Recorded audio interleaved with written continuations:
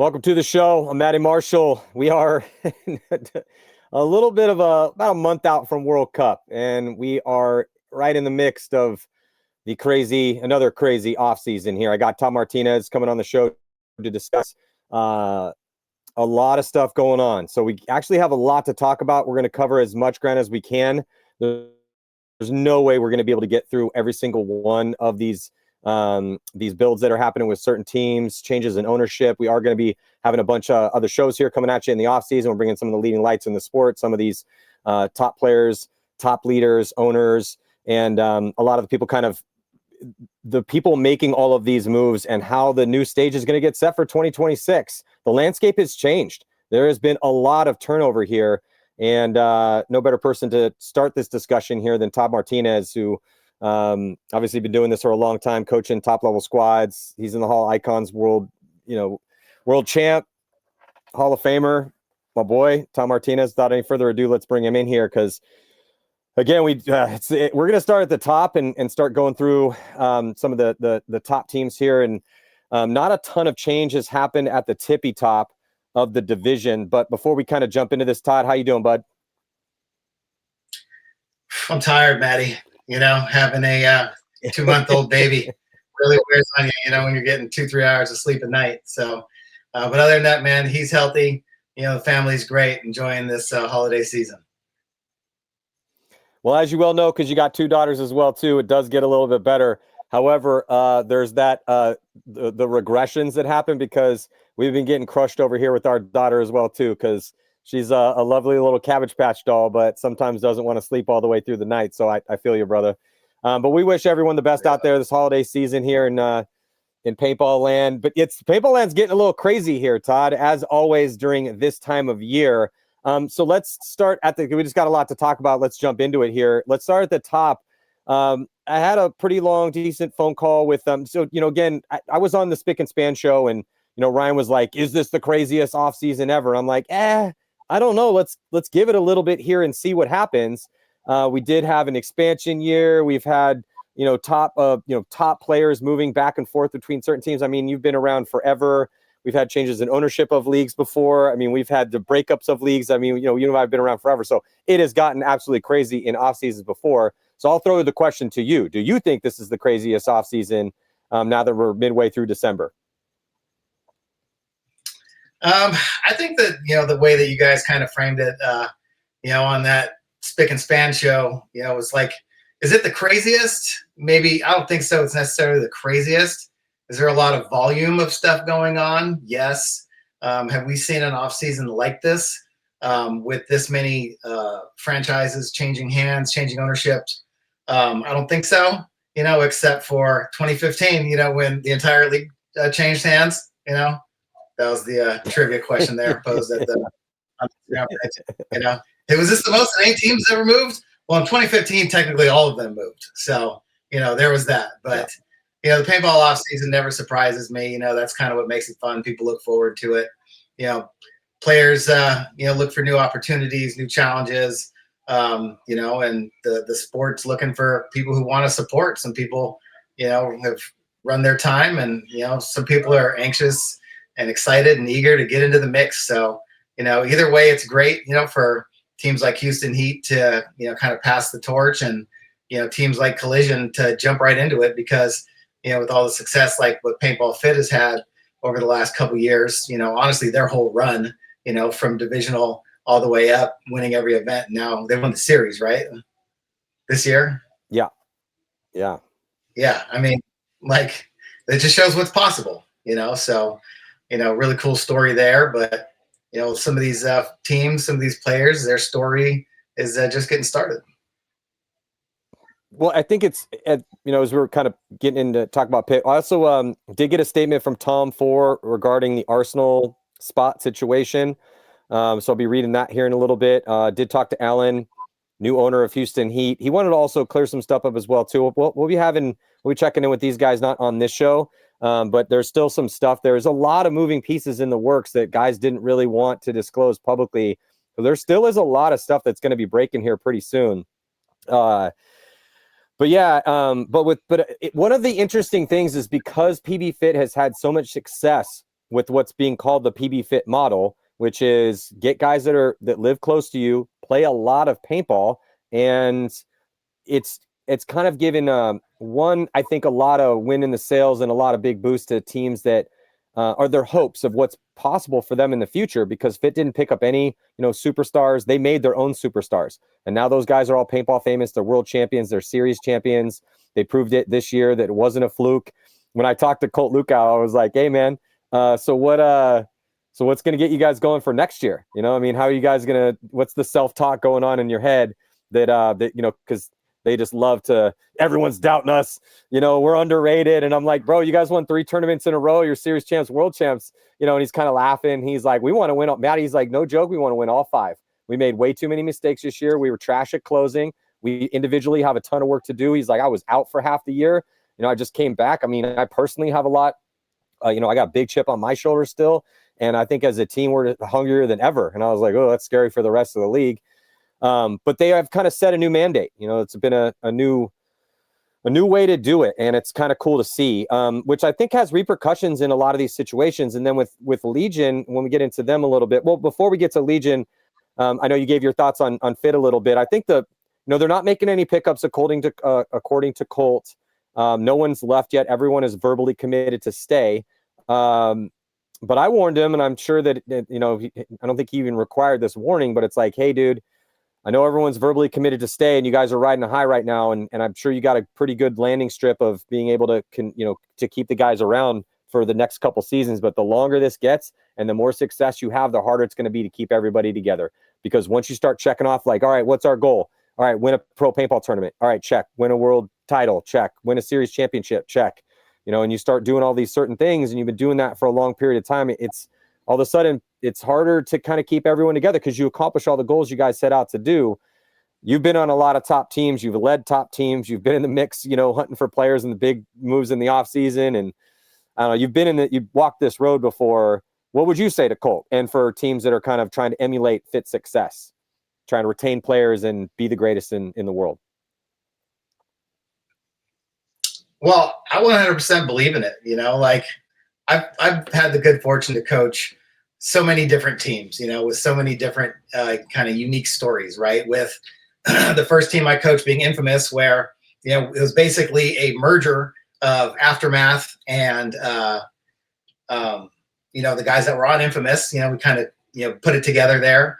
And then for the next couple of years, it was, kind of like the same team, but it was like, a bunch of really good guys, that were familiar with each other. Then I got to coach Vicious, right, who was a homegrown team, right? Like, it was just, here's the team. We're not picking guys up. We're not getting rid of guys. Like, this is the way it is, right? Then I got to coach the Ironmen, which was a complete rebuild, right? I coached in Europe too with Breakout, who was a super fun team, awesome. But, the Ironmen was basically like a complete rebuild every year. Right. We were bringing dudes in, sending dudes out, bringing more dudes in, trying to figure it out. And, inevitably we ended up winning a tournament, but, it was fun, the challenge of it. But, that was a, historic franchise. You're trying to live up to the name. You got expectations, and then you have, Heat, which was kind of the same. We picked up Tyler. But that team had pretty much been the same the whole time. So they're kind of a family team, but also an all-star team, right? And then, of course, now with Aftershock, right? But I warn guys, leaving, is one thing. It's not really for Colt, about getting picked apart. For me, it's for the other guys, right? There may be offers or maybe something that seems fun, but the hardest thing to build, you can practice until you're blue in the face. Right. You can play 5 days a week. Like everybody says, Fit's good because they play 9 days a week, 72 hours a day. They eat, drink, sleep, paintball, watch paintball, dream paintball, you know what I mean? And all that. But the hardest thing to build is chemistry, and just ask the Iron Kids, you know what I mean? For a really long time, it was just because everybody was so familiar with everybody. Everybody knew, the personalities, the character traits, the things that made everybody special, and I remember last year when we were at the awards, the Hall of Icon awards, and Chavez gets up there and gives a speech, and he's just like, there ain't no amount of money you can offer me. I'm not going anywhere, and it's just like, that means a lot when, you're trying to win, when you're trying to have success, because, it's so hard to build that chemistry. And it comes from, the relationships that people have with each other, not always necessarily, like a superstar player and a bunch of superstar players, like they built all that stuff together, so to go somewhere else, you may not have that, and I just think that the players on the team really value that, at such a high level that, they want to be there. And, it could happen. You never know, but I don't see that happening. Yeah, it's interesting. You talk about that. You're basically describing a very strong community where everyone is on the same page, wants to fight for each other. That becomes a bit of a cliche a lot of times, but it is a very real thing. It's cliche for a reason. I talked to Mark Johnson today for a little bit, and his reasoning behind letting go the Diesel pro spot, which we'll discuss here in a little bit. But he had a very similar thing to say. It's really difficult to manufacture a community as opposed to building it from the ground up. And then he's like, that's where I made some mistakes.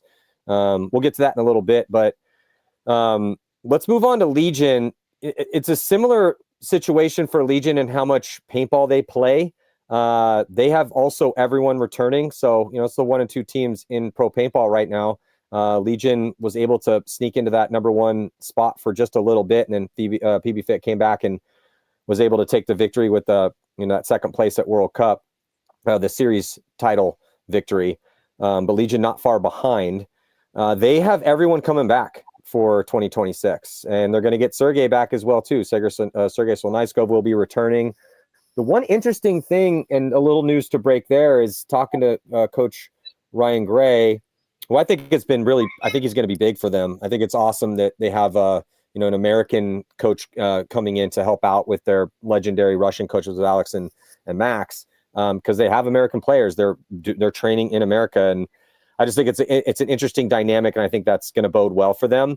But they're bringing all those guys back. The news to break is they're starting this semi-pro team. So I'm kind of just wondering here, and didn't get a ton of clarification on this, but when you're looking at that roster, I'm just wondering, okay, well, if you're going to, news was they were going to pick up a couple more younger guys. They're training in that bubble that they built down at, I think it's called Thunder Valley. And so they're, really putting a lot of effort in, and will force those guys to play a ton of paintball, but they're bringing back that starting 5. They still got Smotrov coming back. So that's kind of a good 6, but with talking about like Jameson, Stanton, Velasquez, Sebastian, Michael Johnson, Kuzman, the Tiger King. I'm just wondering if they're going to pick a couple more young guys up. They're starting a semi-pro team. How many bodies are they going to carry on that top squad on their main pro roster? And then who plays semi-pro? I do think that's really good for some of these guys, because they've been training, and some of these dudes have been training in that system for a couple years and rarely see the field. They just don't get that many spins. It's really, really hard to kind of crack into that top 5, 6 guys. So what are your thoughts on Legion? Well, to me, Legion, like getting Smotrov back was huge halfway through the season. Then they go and they win that tournament, but then they lose Sergey, right? Like for me, they're always at their best when they have all those guys, right? All the main guys. Like, give a lot of credit to those younger dudes they're grinding every practice. They're always trying to earn time on the field, trying to help the main line out. But like, to me, the Legion is always the most successful when they have everybody there. Malloy, Kirill, Sergey, Rabakov, Smotrov, and Karslev, right? Like, if they got those 6 guys, they can compete with anybody. You know what I mean? So, like, I think the semi-pro thing would be cool. Again, it's a team that's doing something that, they believe in, which is try and develop younger players through their, with Red program, right? They constantly are out there. Tiki's practicing. They're there a month ahead of time, constantly working. They're always working on their fundamentals, and they're trying to, build younger players. So, if they're building a semi-pro team that's going to practice with the other guys, I think that's going to be a very dangerous semi-pro team. So I love everything that they do always. Again, they've been in this sport for a really long time.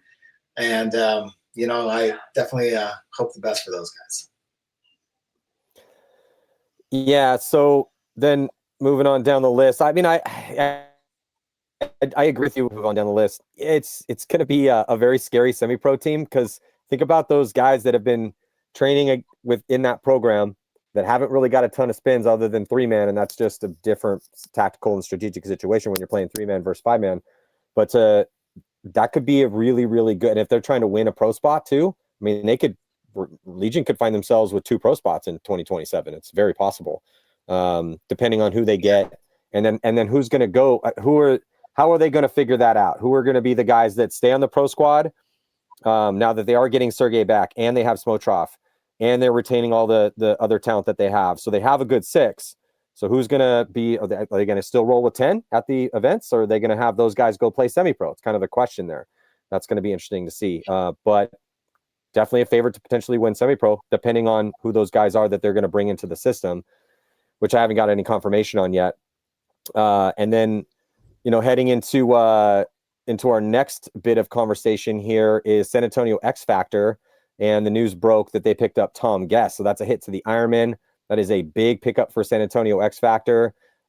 They also, but you know, it's a roster with guys that have been doing this for a long time. So, you know, Archie is undecided right now. Archie Montemayor undecided as to whether he's going to commit to actually play paintball next year. Though I've been talking to Archie on and off for years, and as far as him pondering retirement, I mean, he said he was going to retire, then went back to XFactor and Dynasty. It's just this has been on the table for a while for Archie, but it's just kind of one of the things. If you know, and I've told Archie this before, but it's like, if you are one of the best ever to do, I don't care what it is, it's hard to walk away from doing something that you're just one of the best that's ever walked the earth doing, when you still can do it, you know. So I can see why he's just kept doing it. But he's a, you know, busy guy, got a lot going on, and recently married. He's got business interests and stuff. So I mean, we'll see. It would be a hit though to XFactor if they lose Archie. Another, you know, one of the best kids in Texas, Colt Roberts, is confirmed for the 2026 season. So he is coming back, but they are losing Cody Bayless, and now picking up Tom Guest. So still, you know, Ryan Brand still got some stuff in the works though. So this may not be the last that we hear from XFactor in the offseason. But what are your thoughts on these moves here for XFactor? Sitting 3rd overall after 2025, but haven't won a tournament. Haven't won a 5-man tournament in a long time here. Yeah, well, I mean, I think the most important piece of that puzzle is obviously Archie, right? It's kind of like the you know, the Aaron Rodgers of paintball here. You know what I mean? Like, do I want to retire? No, do I want to retire? No, I'm playing. You know what I mean? For the last couple of years, like, should I retire? Nah, I'm back. You know, and like you said, having a guy that's got that much talent, you know, that's been, you know, so successful in this sport for such a long time, it's always sad to see him hang it up. But, you know, like these NFL guys say, you know, it's not about playing on Sundays. You know, the fire to play on Sundays is always going to be there. It's going to practice Monday through Saturday, right? So, you know, it is a lot of time. It is a big commitment. You know, guys are more athletic and, you know, practicing harder and, you know, doing a lot more things in this game today, right? So, you know, he'll make the best decision for himself. You know, if he decides to come back and, you know, we get to watch him play paintball for another year, I think that's great for everybody. As far as picking up Tom Guest, you know, Tom, I think he had a really solid year last year with the Ironmen. That dude is just, he's a weapon. You know, he hits shots that other people don't hit. He's tall, he's fast, you know, he is very athletic. He's really confident. You know, he's got great hair. You know, he's definitely going to be a good pickup going back to XFactor. You know what I mean? So, good luck, Cody Bayless. You know, played for a really long time, won a lot as well. You know, congratulations and good luck to him. Love Ryan Brand always. You know, I think that no matter what happens, he'll figure it out. And, you know, I'm for sure he's got something up the bag, you know, and big shout out to Alex Martinez and everything that he's done, you know, to keep that team, you know, firing on all cylinders year after year. Well, it's interesting though, because we talk about, okay, they picked up this guy, they picked up that guy, but as you well know, a lot of this comes down to positions and who's going to play what spot, right? They also, talking to Ryan Brand, TJ Danner he's coming back 100% in. Silos is signed on for the year. I thought Silos had some really good looks for him. And I think Silos is going to have to, if we start from the D side with the retirement of Bayless, that's Silos' spot now. I mean, they got some bodies that could play in different positions and they have versatility. But with Bayless walking away and then that was the whole reason they picked up Silos. I mean, Silos has been on a lot of teams throughout the years and been a bit of a journeyman. But it's good that they're retaining his talents because you have to if you want to contend and win tournaments, you have to have, like we were going on about this on the Spick and Span show, talking about the importance of the D side, even so much so that Marcelo called in to be like, yeah, the D side gets no love. It's tough over there, I mean, so much emphasis gets put on the snake side, but that D side is you can't even overstate how important it is to have a guy that can play offense, a guy that can play defense, a guy that can steal points, a guy that can be a bully. Ideally, you want a couple different options over there. But I mean, you're obviously super familiar with this. What do you think about that D side here in the looks for what seems to be, as it stands right now, the roster with TJ coming back and he missed World Cup, but he's got everything worked out, going to be there hopefully at all 5 events, and then probably the combo of Silos Cortez and TJ Danner with Colt Roberts potentially in the mix over there as well too on that D side for XFactor.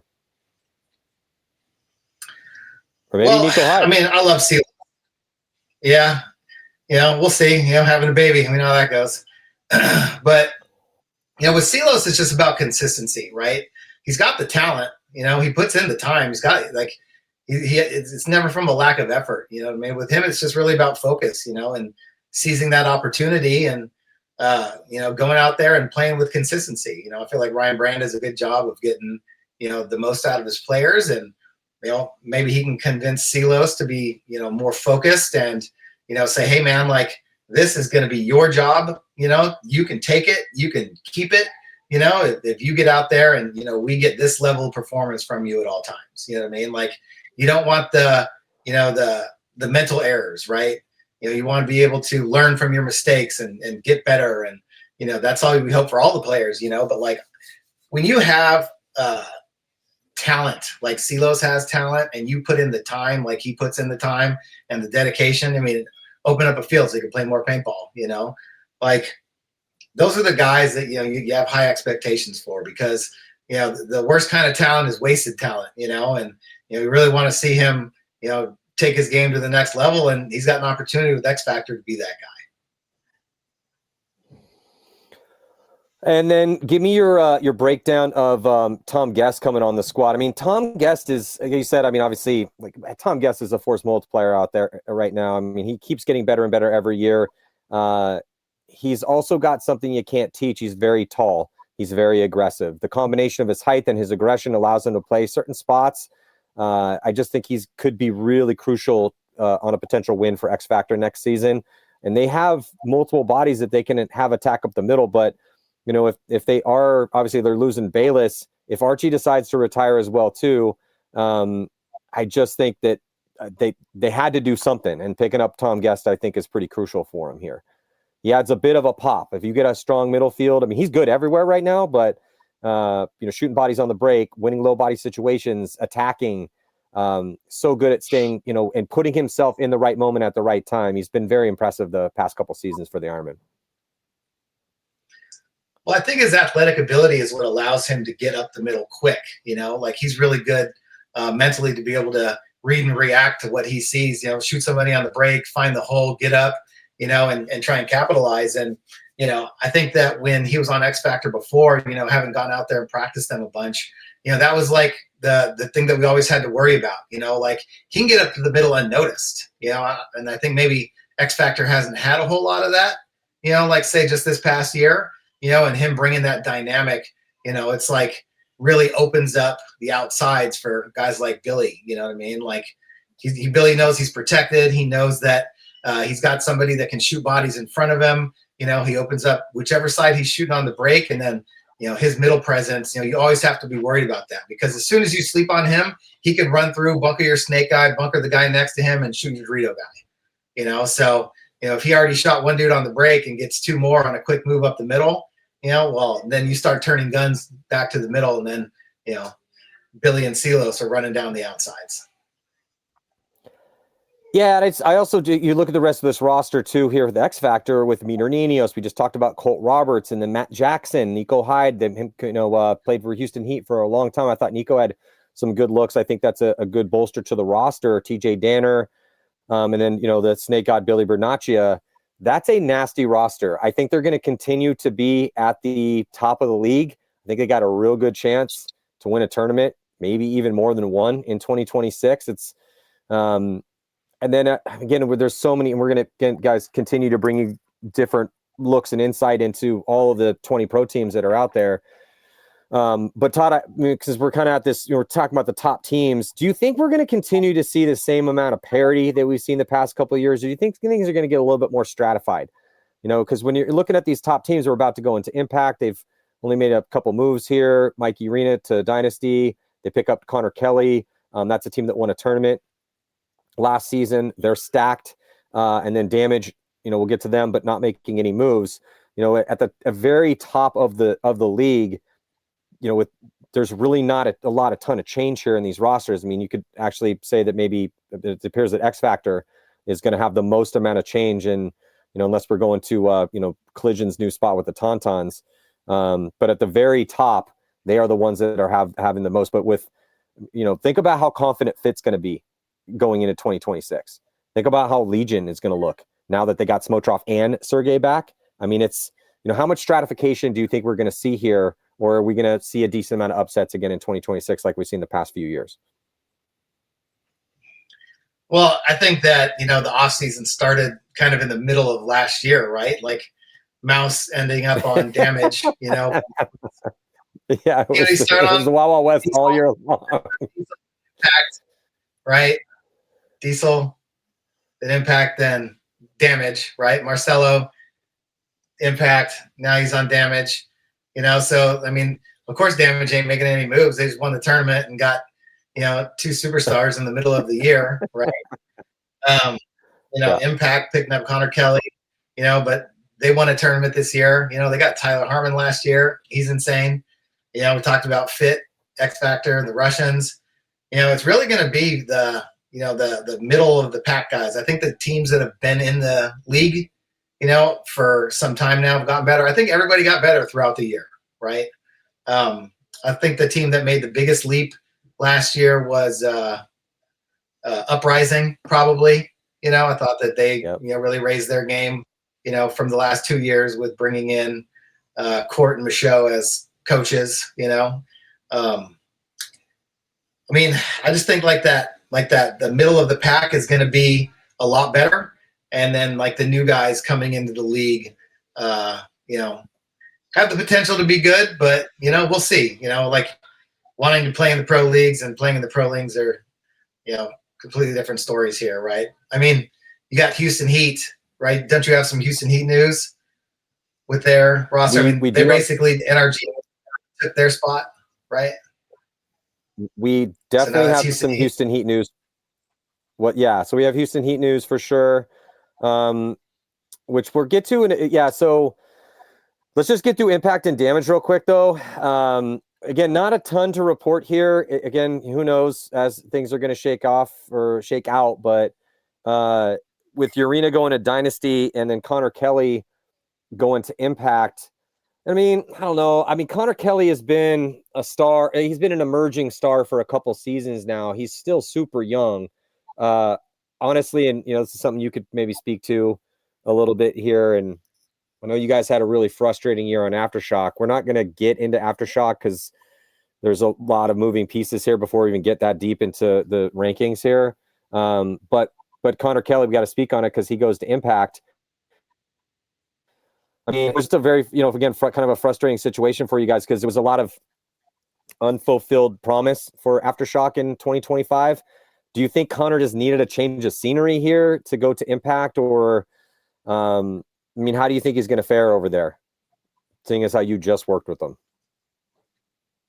I mean, Connor's got a lot of talent. You know what I mean? His hunger for the game it's definitely there, and maybe a change of scenery will help him out, go be better. Definitely has a lot of talent, a lot of potential, and again, sometimes like we talked about, it's always about chemistry, right? Finding the right group, finding the right fit, trying to find, places where, you can be your best. So, if impact helps him get better, do a better job than I did, then, good for both of them. Yeah, it's just interested to see it. So do you think he just fits right in where like they had Urena? Because Urena didn't play a ton last year. I mean, he definitely got some spins, and I thought Urena looked pretty good for impact last year. I think it's a really good boost for San Diego Dynasty's roster. We'll talk about Dynasty here in a little bit, but because they've had a decent amount of changeover, carrying a super deep roster, which brings its own peril. But do you think that Connor just fits kind of in where Urena is in that roster? Or do you think you could see you could potentially see Dave Baines and Zane and Zach or Bart and Zane, the coaching squad, kind of utilizing him in a different role? What do you think? Just a tough line to crack, man. It's a hard starting line to crack into. Yeah, I mean, he said he was going to go be the starting snake guy, going to go be the one. You're going to a team full of assassins, they've been doing this for a long time. So, I think it just comes in focused, and, the team welcomes him in and, pushes him to be the best that he can be, then, hopefully they'll figure it out. But, it's going to be to be the number one snake guy, right? Yeah, I mean, JC was essentially their number one snake eye last year. Him and Tyler were when him and Tyler were on, those guys were untouchable as the 1 and 2 combo over on the snake side, helped lead into victory. Which was highly impressive. So yeah, I think Connor's got, I mean, he's so young, man. Connor, as long as he continues to stay dedicated to this and approaches it mentally the right way, I think he's got a really bright future in front of him, because he does have the skills required to do this at an elite level. I mean, he proved that at a young age, which is why he's getting these opportunities. God bless him. I'm really excited to see what he looks like on impact. It's just, that's a tough team to get spins on Sunday.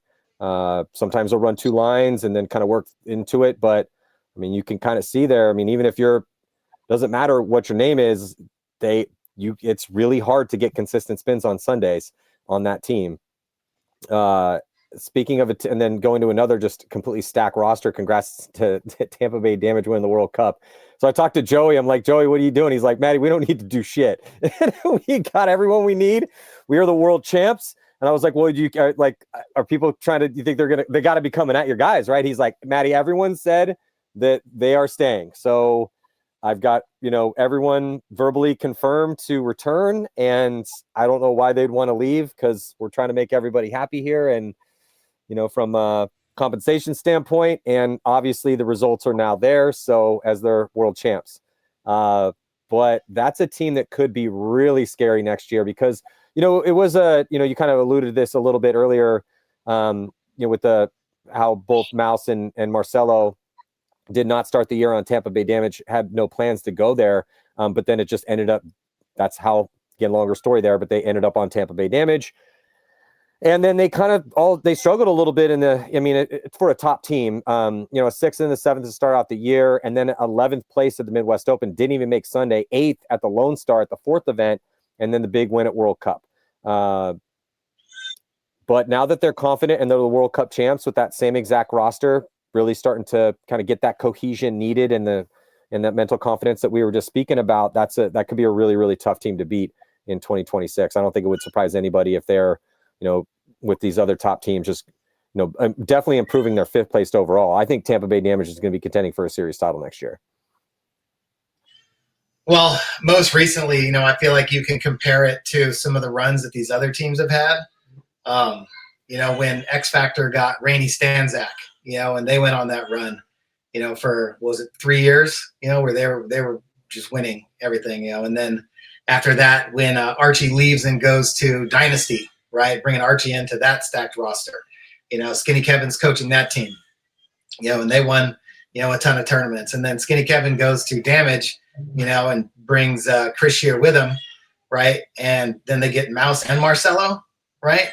And then you already have Jacob Edwards, Keith Brown, Chris Horns, like stepped on the scene here the last couple events. I feel like he's really doing a great job, and then I think they might be getting, a couple of the older dudes back. But, I mean, Jason Edwards, just legends of the game, like that roster's completely stacked. They might go on one of those runs, kind of like Dynasty did. The potential is there, right, over the last, few years, last 6, 7, 8 years, right?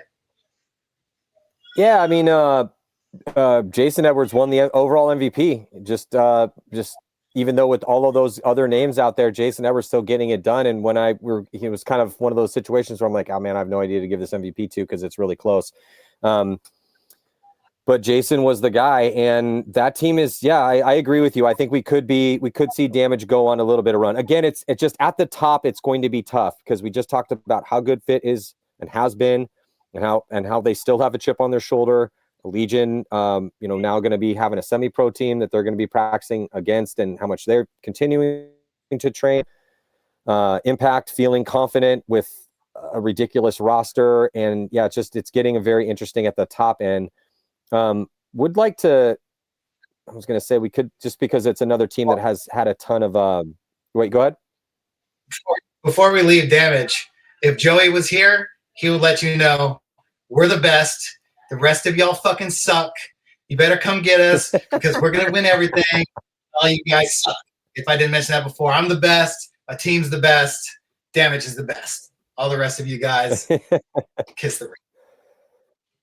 Well, when I did call Joey and I was like, Joey, I talked to Joey a lot, but I was like, hey, how you doing?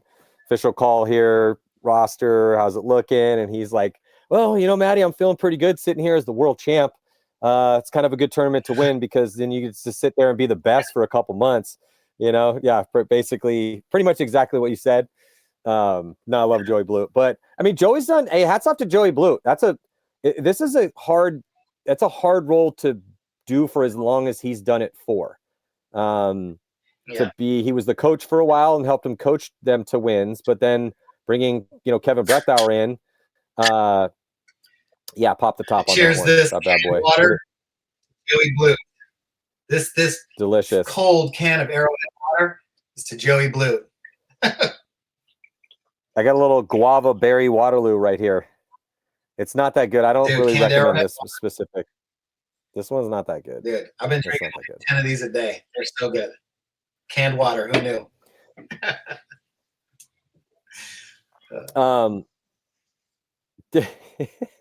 It was just let me ask you this little slight diversion here, and all the older people in the whoever's listening to this. Do you ever remember carrying a water bottle around anywhere you went when you were younger, like even one time, ever? No, never. Nope. No. Riding your bike around the neighborhood, going to school. I don't ever remember carrying water anywhere. Yeah, that's why we had a garden hose out front. There's one at every 100%. House. You just pull in. Always a way to get water. But no, I agree, dude. I think that Damage could definitely go on a run here. We'll see. It's just going to be interesting at the again at the kind of tippy top here. It's because you're just with all these different squads. I mean, you really could kind of with all the top teams, but I wanted to kind of skip down to Dynasty just because Dynasty had a lot going on this year, starting out pretty strong with that second place finish, but then a rough situation for them with the second, then a fourth, but then sixth, a 15th, and a 15th. So 2 15th places in a row. But then they actually merge with not merge, but they bring Tom 4 in. And this is where kind of things start getting a little confusing, which is why we're going to have to give everyone all of the actual info when it actually happens. Because I'll just read. So I hit up Tom 4 because I was like, hey man, I need some clarification. I'm going to do a show with Todd. I need some clarification as to what's happening with your Arsenal spot. We had the news come out about how he's kind of, partnering with Dynasty, bringing some funds in to help bolster that roster, brings in a bunch of bodies, bringing in Elliott Weaver, O'Mara, Archie Barnes Jr. And then he's trying to work out this other Arsenal situation, but since we're now talking about Dynasty, so this is the quote, because I said, hey man, I'm about to do a show.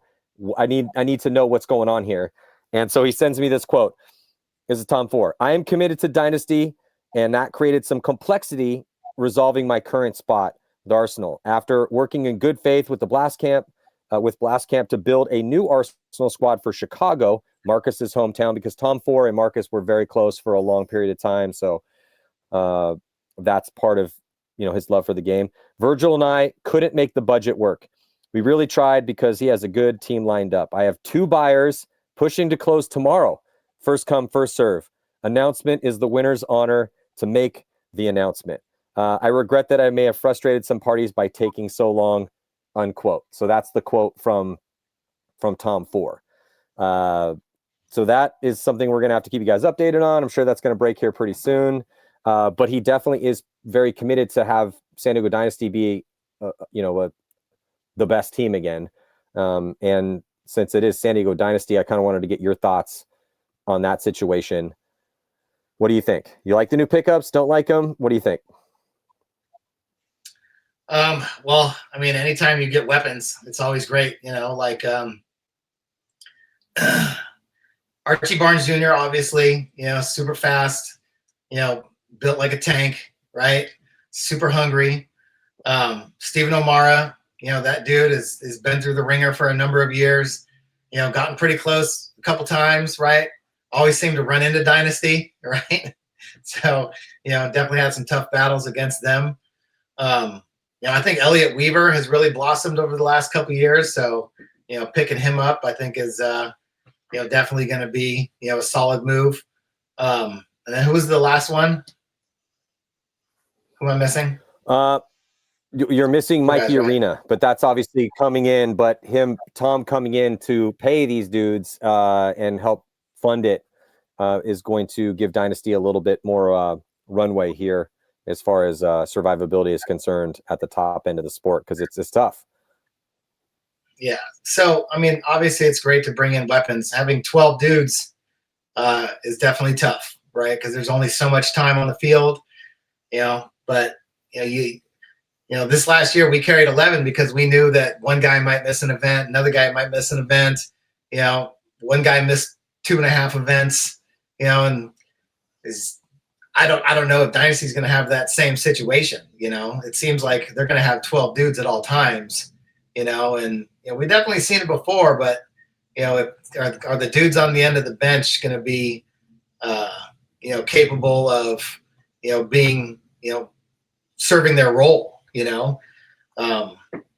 and Junior Brown's the coach. He's going to have his hands full as a first-time head coach, trying to manage not only a super deep roster, but a lot of veterans. A lot of guys that play a lot.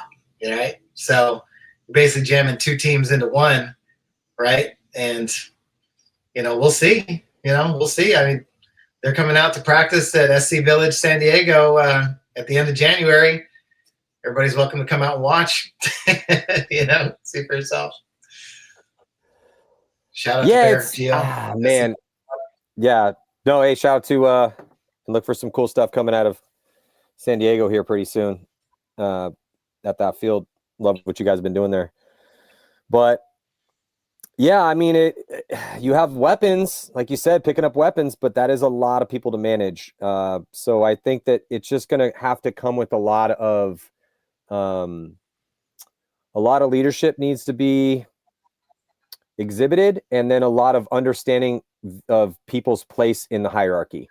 Like, you really can't have a situation where with that many dudes, with 12 dudes, where it's like, okay, well, everyone's going to get your fair share of playtime. It's like, no, we don't give sympathy spins. This is San Diego Dynasty. We need to try to win a championship. And this is a keep what you kill environment. So what do you got? I mean, so kind of coming into this, I think some honesty with, if you're going to carry that deep of a roster, if anywhere past 9-10, like 9-10's tough. Once you get to 11-12, and that's good, and those guys are going to be there at every single event. I mean, you kind of have to have a come to Jesus meeting with a couple of those guys to start things out and be like, all right, well, here's a situation, man. You know, unless this dude breaks his leg, you're not only going to play unless we're up 4 or 5 points. Unless you just dominate in practice and you earn your spot, because again, this is paintball. This is a special thing. This is a keep what you kill environment. So if you show up and slaughter people in practice and you're obviously the best guy in your position, we have to give you some opportunities. But if the other guy's obviously better than you, seeing as how we're trying to fulfill our dreams here and trying to win championships and win tournaments, that dude's going to get the lion's share of the spins.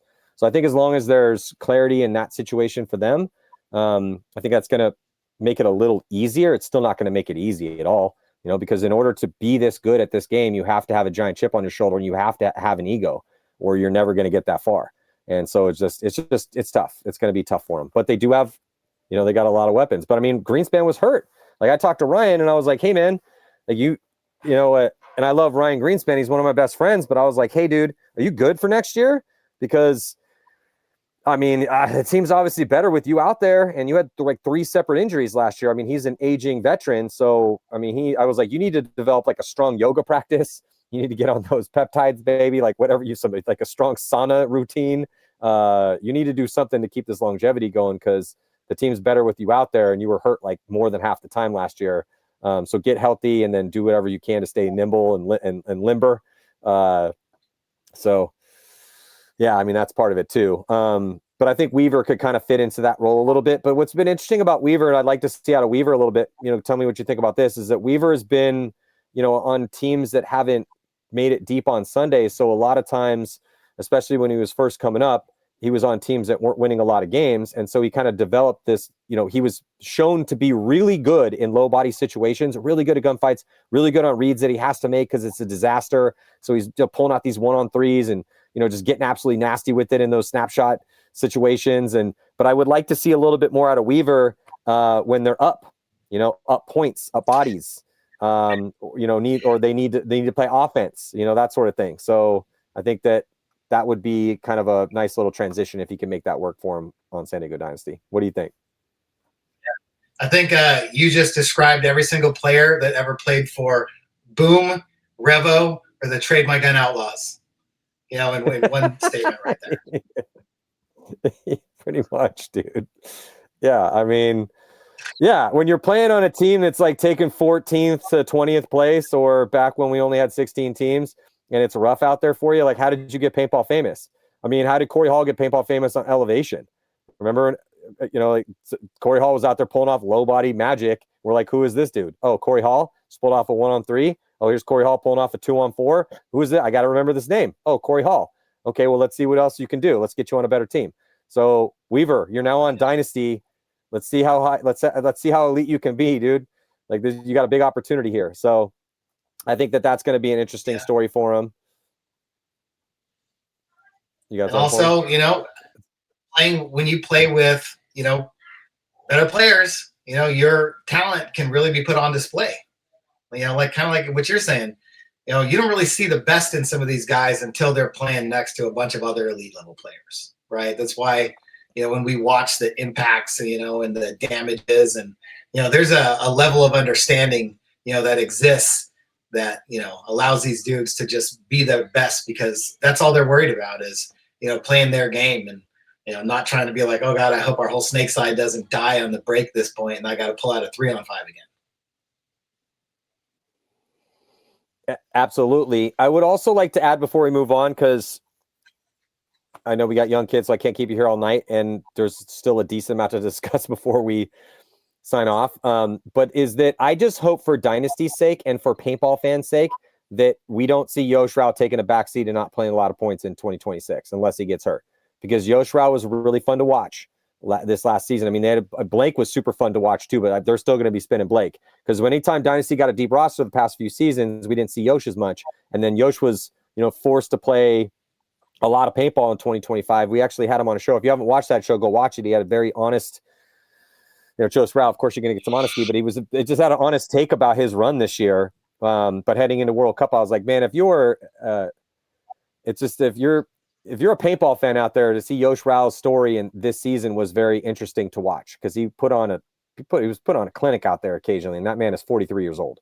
So it was I just hope that he will get some spins next year, and with this deep roster doesn't just like take it for the team and go, no, it's fine, let's get so and so out there, let's do this. Like, Yosh, you need to play. If you end up watching this, you're sitting there taking guns at the Field 1 factory. Hey, let's go, dude. You still got it. We want to see you play some paintball in 2026. Yeah. Would you say sauna, hot yoga, peptides, the magical package, dude? You and Ryan can get memberships together to the hot sauna, peptide yoga. Hit up the peptide dudes, because I know there's a ton of them in paintball. So hit up the peptide. I think Ryan's already got like a peptide sponsorship. But yeah, and I think Yosh does yoga, because I've done yoga with Yosh before, and I got out of there and I was like, that was absolutely miserable. He's like, I loved it. I was like, that was terrible, bro. It was 140 degrees in there. How do you do this? But yeah, we'll just see. I mean, this is going to be an emerging story, because that's just a lot of guys. Let's move on to who's the next squad we got here. As we kind of head down the rankings here. So Collision is fitting in at number 6, and they just picked up Frank Antetomaso. I don't think that's going to be the last pickup. I did have a long conversation with Mike Himman. Probably going to have him on a show here pretty soon. And he's trying to get his guys to play a lot of paintball. He wants to have, what's up? You doing? Like him and the King. Yeah, the King. Yeah, he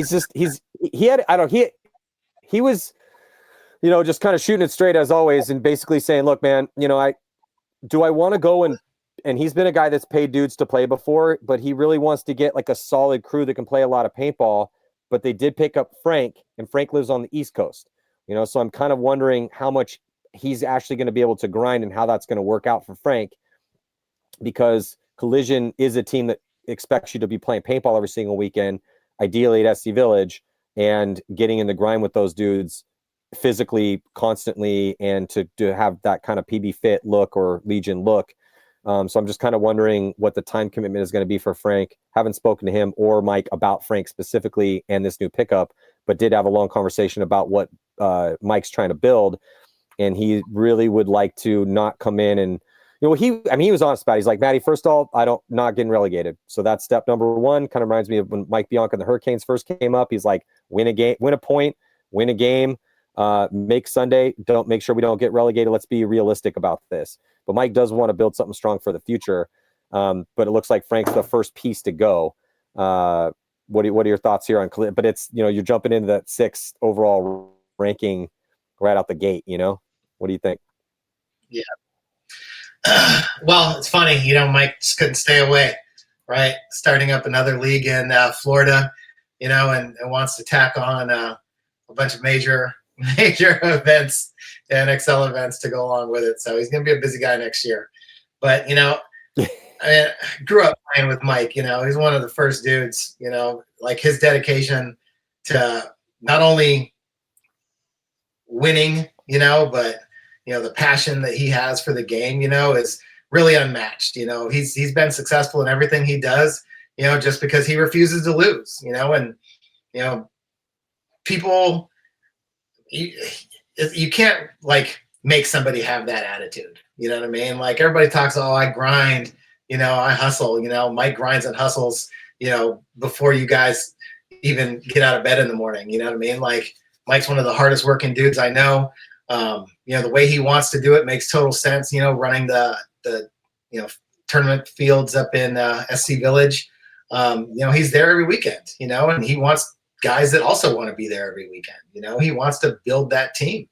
So that's great. You love to see that, because he's going to try and get the best out of you, if you play for that team, the people who want to be on that team, there's a short leash, it's, you come, you show up, you pay your dues and you get the job done, or we're going to find somebody that will.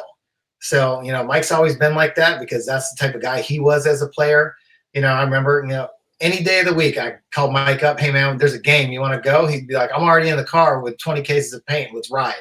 Yeah, I mean, hey, it's an hour away. Cool. Yeah, I got it. Let's go. Pick you up, meet me here. Let's ride. Like, hey, Mike, this dude's loader doesn't work. No problem. I got 7 loaders. Here you go. One of them will work. Mike would have the most Frankenstein guns you've ever seen in your entire life. You'd make it work. He never complained about shit. It was, let's get on the field. Let's go have fun.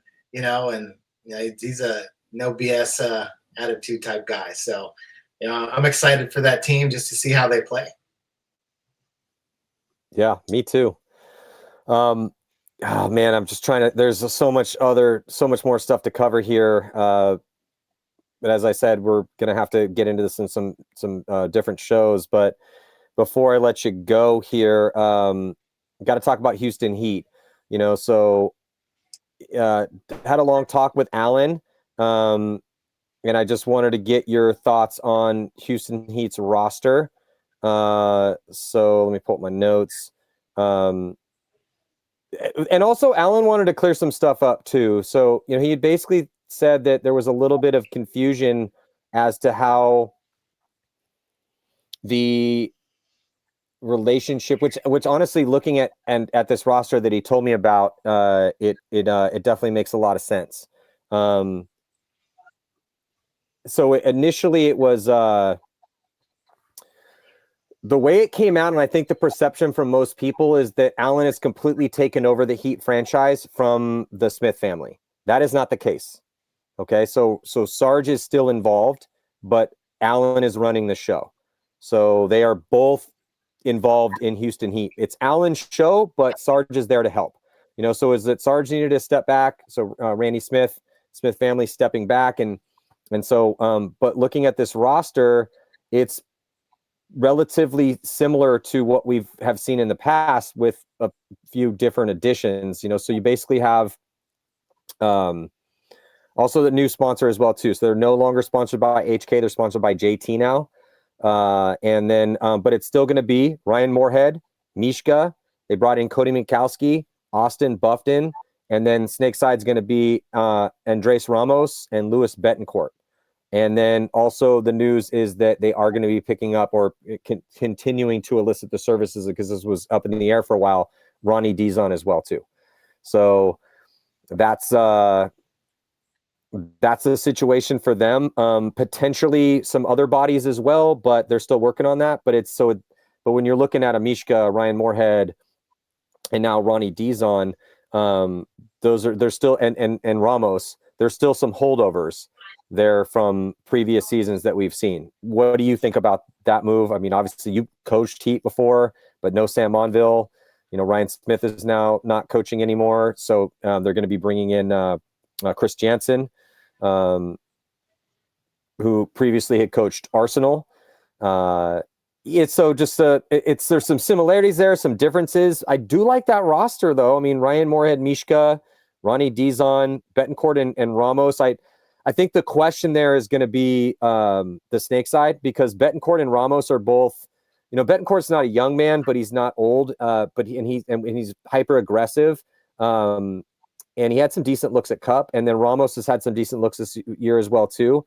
But they don't have a quote unquote legend in the Snake right now, unless they want to get Dizon to play the Snake for him. But Dizon's in the prime of his life. He's in his early 30s. I don't know. What do you think? Cody Mikowski coming over to get that back line. I think that's a very competent roster that could punch up. What do you think? Yeah, I mean, I don't hate it. You have a group of guys that have been playing together for a long time. It's always nice to have a mix of solid veterans and young, hungry players that want to learn and want to get better. I think Betancourt was playing pretty good paintball when he stepped away, and now he came back at World Cup and seemed like he was playing pretty well. Unless I just completely missed him all year. He just showed up at World Cup, right? I don't remember seeing him all year until he came back. Yeah, that was the first time I remember seeing him. Yeah. I feel like he was on, because he was on the ML Kings, right? And then went to NRG. Yeah, he was in the ML Kings. I feel like, yeah, he had like an upward trajectory, and then took some time off for whatever reason. But, watching him play at World Cup seemed like, hasn't really lost a step. And, Ramos, rookie season, in the books, and, time to step up. And, if those guys can, play together and, help each other out, help each other be the best, like they've done it together for a really long time. Does that mean there's no Chad George? Is that what you're telling me as well? Yeah, as far as I know, no Chad George, no Sam Monville. This is straight out of the horse's mouth. This is straight from Allen. Allen's running the team now. They are potentially maybe picking up some other bodies. But right now the roster is got 6 committed. It's Ryan Moorhead, Mishka, 7 committed. Ryan Moorhead, Mishka, Cody Mikowski, Austin Buffton, Betancourt, Ramos, and Ronnie Dizon. That is Heat's roster, confirmed by the owner of the team, or one of the owners of the team, definitely the general manager, as of a couple hours ago. So 7 bodies right now. Well, potentially a couple more pickups. We will see. Yeah, I like it. I think Chris Jansen is a very good coach. He doesn't get talked about a lot, I feel, because he doesn't really seem to talk a whole lot outside of, doing his job. But, every team that he's coached, has always been a tough team to play. Came right in with Arsenal and, they played well. So, I like it. I like what they're doing. I like to see the change, and, a little bit of change for all those guys might be positive for, their view on how they're going to get the job done this year. Yeah, and then one of the teams I'm interested to kind of break down a little bit more. We're going to have to do that on a different again, we talked a little bit about the Arsenal situation. That's to be resolved here very soon. What are the Ironmen going to do? As they just lost 2 bodies, no Tom Guest, no Frank Antetomaso. Infamous picking up Danny Schonauer. We'll have more info about them. And as we go down the list. But Todd, before I let you go, I think you had something you wanted to tell us. Is that something you want to do now? What are you thinking before we sign off? Yes. Yeah. I think this is it's kind of a big deal too, ladies and gentlemen. Yeah. Actually, you can cut it out later. Yeah. Oh, he got to get out of his chair for this. Todd told me he had something that he wanted to discuss at the end of our show. So he is going to have the floor as soon as he gets back into his seat.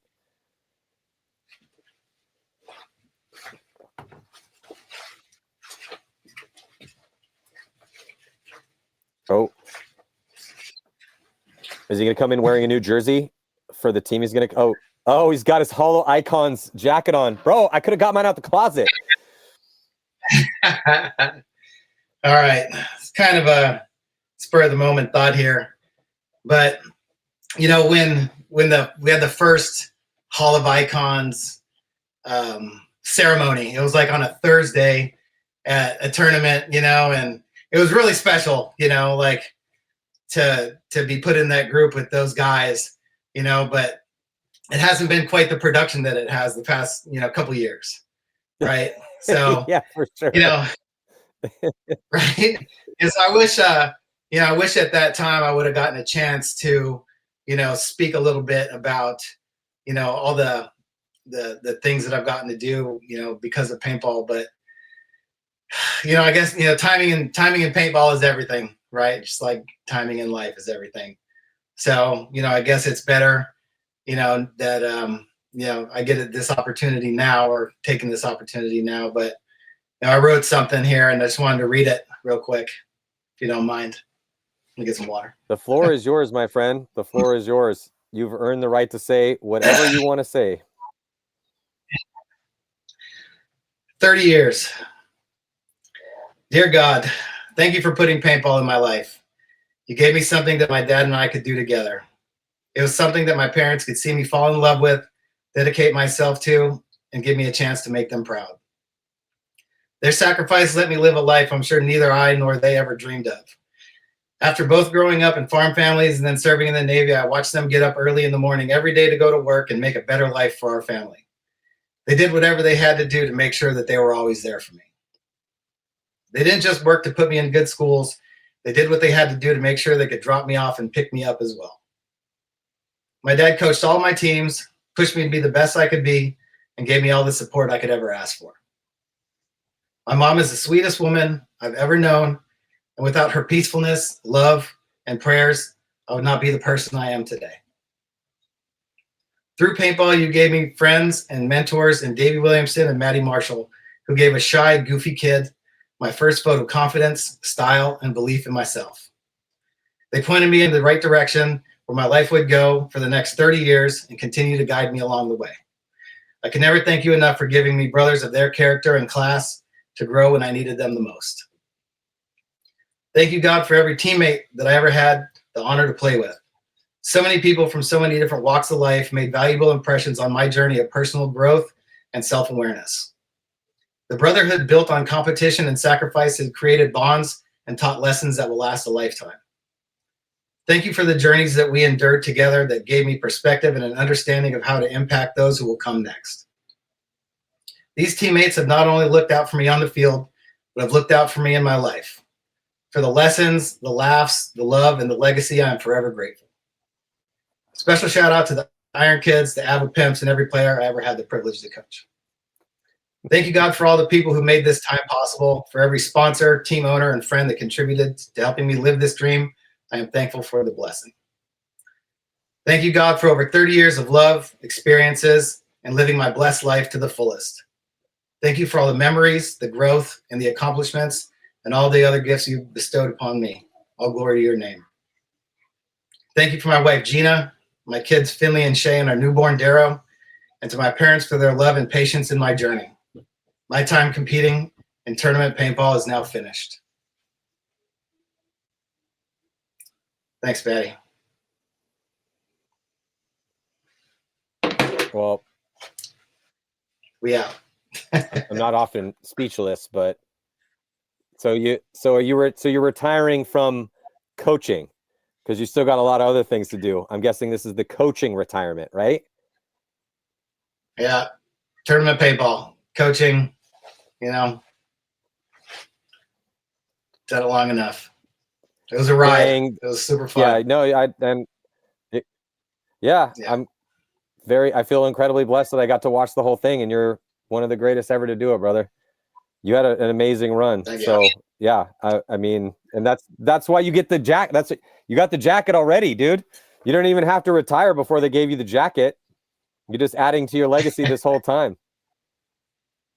So I guess that before I let you go and I let everyone else go, and we, kind of let you right off to the sunset doing what is the plan then for Todd Martinez in 2026? I mean, what do you plan on doing? Or are you going to take a little time to think about that? But obviously no more coaching for you. So no more competitive paintball, but you still work in the business. You're not like retiring from paintball in general, right? No, I'm glad I lived 10 minutes from you. That's the case. Being a coach and, being committed to a professional team, like I was out of town 55 days this year. Last year it was more than that.